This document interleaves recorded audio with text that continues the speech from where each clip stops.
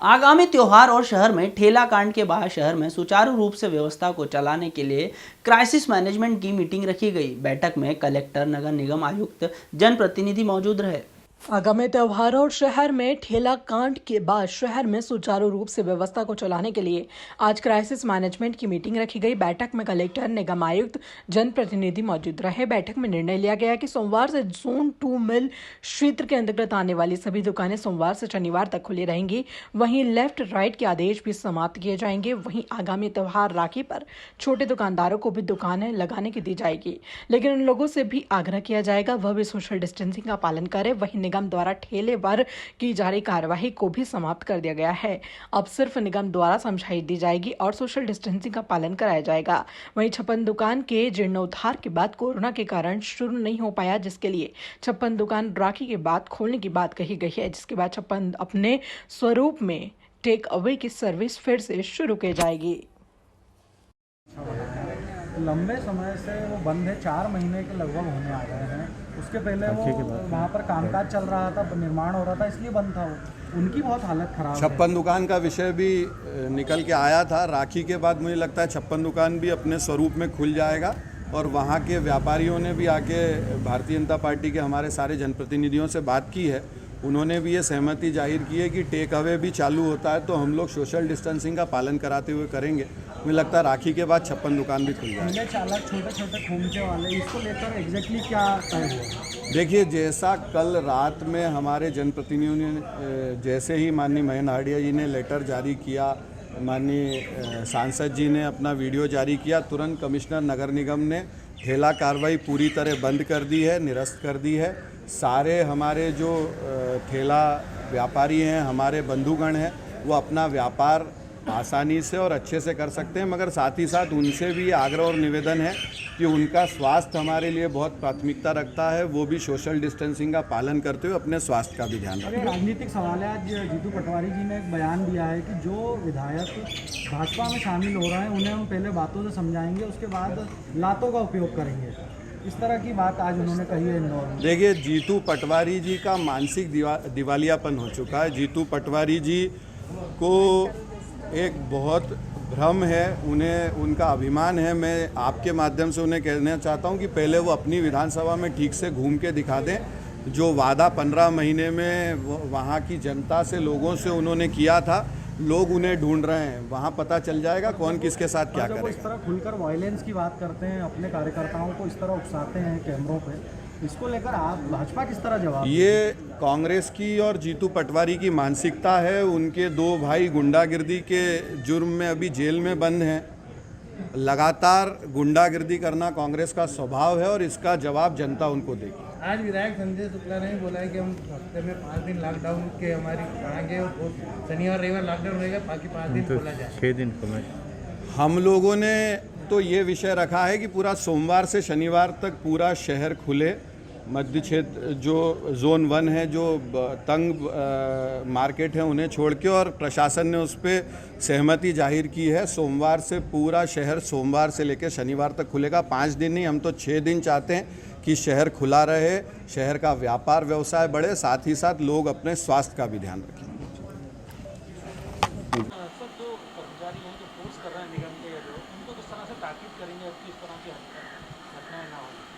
देखिए, ठेले वाला मसला बड़ा संवेदनशील मसला है और ये बात माननी पड़ेगी, गरीब वर्ग है वो।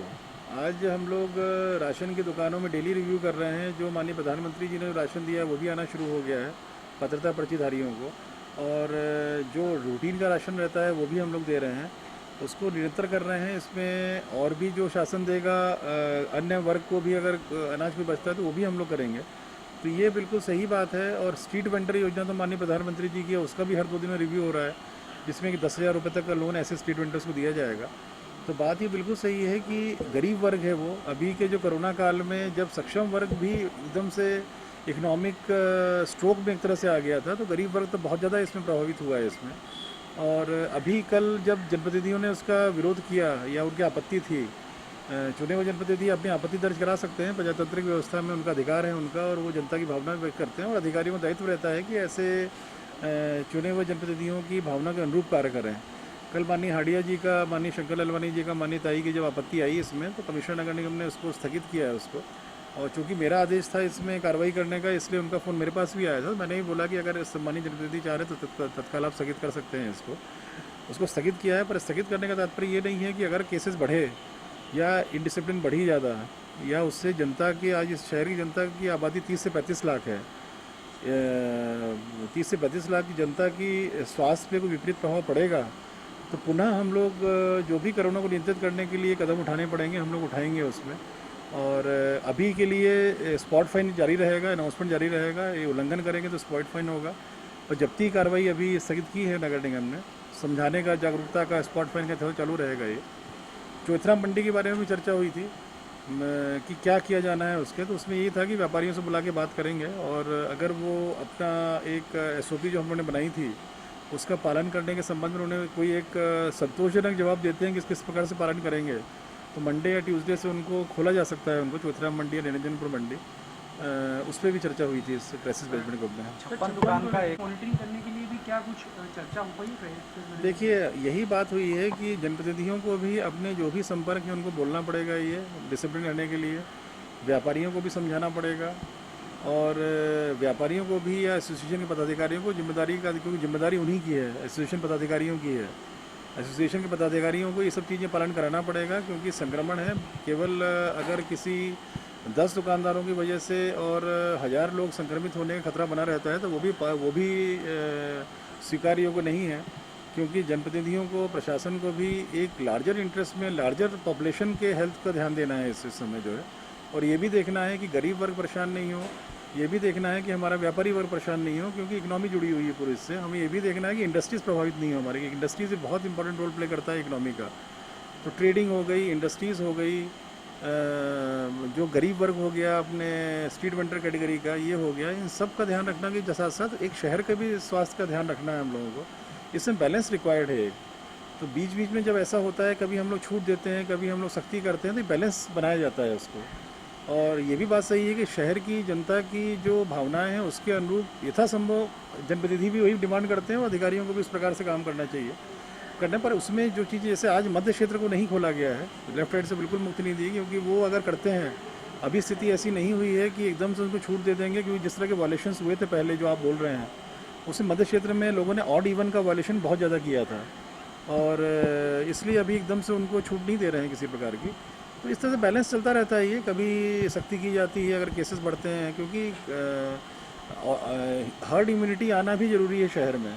कई मोहल्ले ऐसे हैं आज शहर के जहाँ पर एक भी केसेस आना बंद हो गए। इसका तात्पर्य ये है कि उन मोहल्लों में हर्ड इम्यूनिटी आ चुकी है।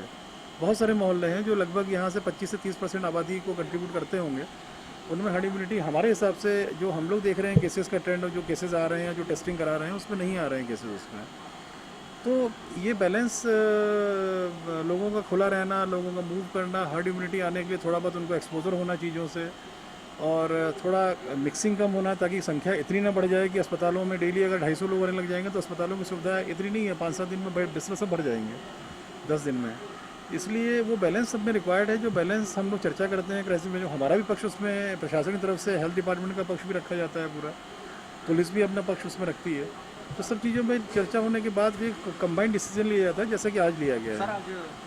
क्योंकि पाटलिपुरा पे भी कुछ लोगों ने ठेले का विरोध करा था, सब्जी का विरोध करा था, जिनके ठेले किराए पे चलते हैं वो लोग ये प्रदर्शन कर रहे हैं, ये पूरी गलत है। देखिए, वो सब हम लोग की नॉलेज में है। कल जो अंडे वाले ठेले का इतना ज़्यादा सोशल मीडिया पे चलाया गया, उस अंडे के ठेले के जो लड़का था वो गरीब था, उसके प्रति संवेदनाएं बिल्कुल सही थी उसमें, और उसका मदद भी करनी चाहिए, बिल्कुल सही है ये।